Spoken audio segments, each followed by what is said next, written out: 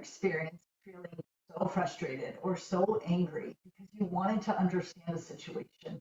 Something happened that made no sense at all to your brain, and you just kept circling around the question, why? Why did you do this? Why did this happen? Why did this happen to me? And really, ultimately, nothing ever got resolved. So, hey, again, we're Simon and Marn. We're here again with a Working Out Your Relationship coaching tip. And we experienced this. This is something that we experienced, right? So maybe I'm the person who's trying to share something with Marn, and she keeps asking why. And I can tell you my frustration goes up and up and up and up. And I get really defensive and I get really kind of snippety and snarky about it. And part of that is because my own anxiety is I don't understand why Marn doesn't understand me. I don't understand why she can't read my mind and know exactly what I'm thinking. Right. So this really is a tip on, hey, if you're trying to read people's mind, Stop. it's not going to work. We have a better idea. And a simple thing is to simply ask questions that start with what or how. To me, those are the best starters of questions. Why puts people on defensive and raises people's anxiety and anger. But if I asked a question like, Simon, what was going on inside of you in that moment? Slowing the process down a little bit. It's more of a thinking question. It's more of a curious question. It's perspective taking. I'm really bringing curiosity in to go, I want to know you. I want to know your perspective.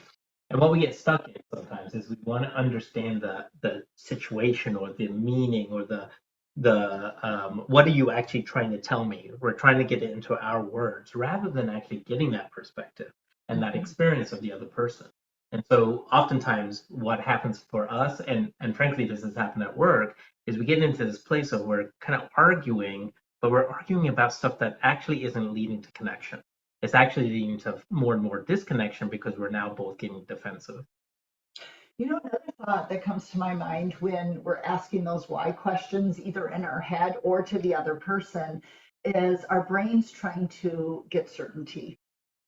Our brain believes if I could just understand this whole situation, it would make sense and I'm going to be okay.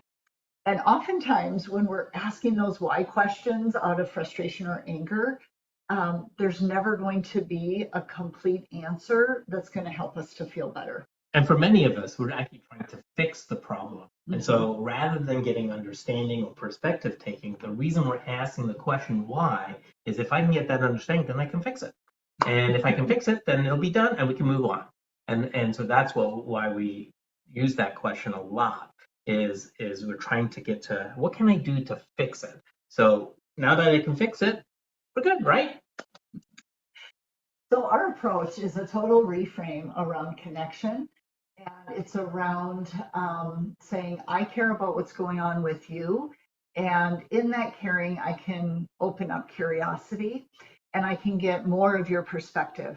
I might never have the full understanding. And that can even be in our relationship with ourselves. If we're spinning in that why question and we can't get the answer for multiple, reasons, we can still go, okay, this is about my experience and making a connection with myself. And one example might be maybe you feel like things are always going badly for you.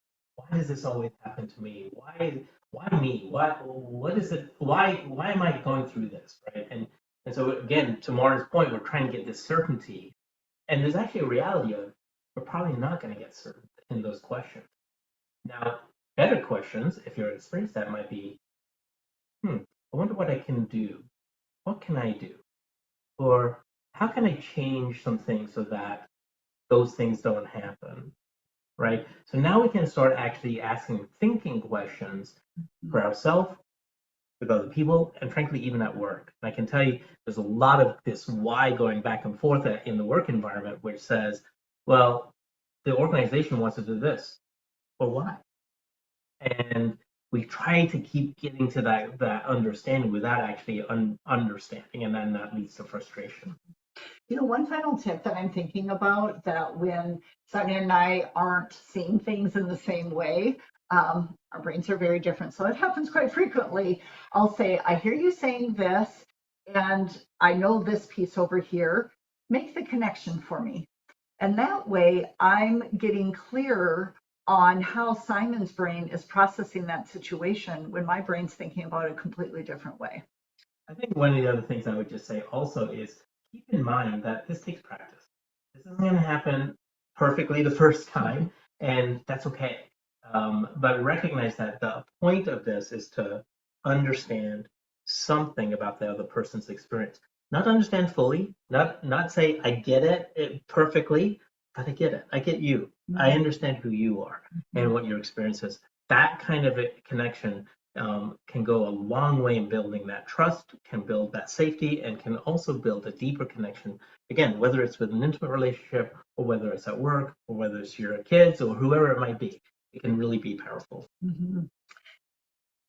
Click on the subscribe button and keep track. We have a lot more tips coming your way. And don't forget to like and share. We'd love to have other people get these tips as well. And we look forward to our next session with you.